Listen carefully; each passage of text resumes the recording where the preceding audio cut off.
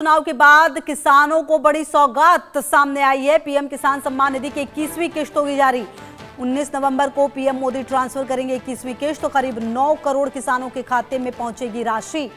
तो आपको बता दें 19 नवंबर को पीएम मोदी ट्रांसफर करेंगे 21वीं किश्त, करीब 9 करोड़ किसानों के खाते में ये राशि जो है वो पहुंचेगी।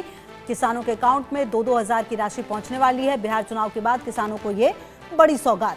तो देखिए ये जो किसान सम्मान निधि है इसकी 21वीं किश्त जो कि जारी होने वाली है। बिहार में चुनाव संपन्न हुए हैं, बिहार चुनाव के नतीजे कल आए हैं। एनडीए को भारी बहुमत जो है वहां की जनता ने दिया है और अब बिहार चुनाव के बाद जो किसानों को बड़ी सौगात है वो सामने आई।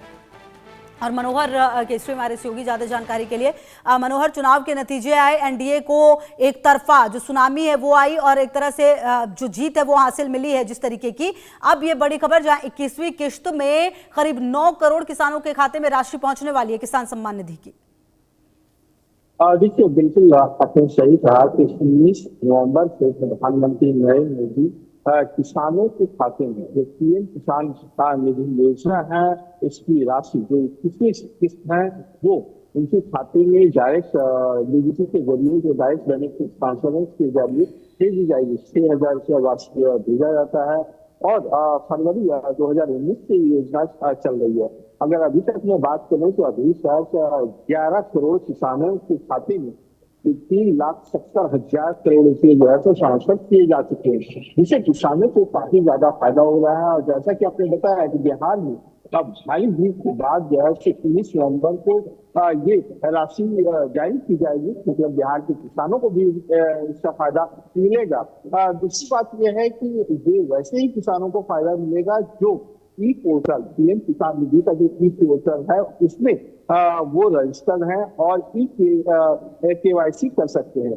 तो जिस तरह से भारत सरकार जो है मोदी सरकार लगातार डिजिटल प्रोसेस किया है और डिजिटल का फायदा ये हुआ है कि किसान जो है वो इनसे जुड़े हुए हैं और प्री केवाईसी भी करवा सकते हैं और प्री केवाईसी में भी बहुत सारी फैसिलिटीज दी गई है। उसमें ये है कि ये मतलब जैसा कि हम फेस से केवाईसी करवा सकते हैं, बायोमेट्रिक से करवा सकते हैं, आधार से के जरिए केवाईसी करवा सकते हैं, क्योंकि पहले ओटीपी से होता था और उसके बाद लोगों से कई दिक्कतें भी आती थी। तो ऐसी स्थिति में ये सारे जो है ई केवाईसी प्रोसेस में से कोई एक किसान अपना सकते हैं। तो ये सारी बेनिफिट है जिससे दूर दूर दराज से जो निम्न कैटेगरी के भी किसान हैं जो उस क्राइटेरिया में फिट बैठते हैं, जो ई पोर्टल में रजिस्टर है, उनको इसका बेनिफिट मिल रहा है। जी ठीक है मनोहर।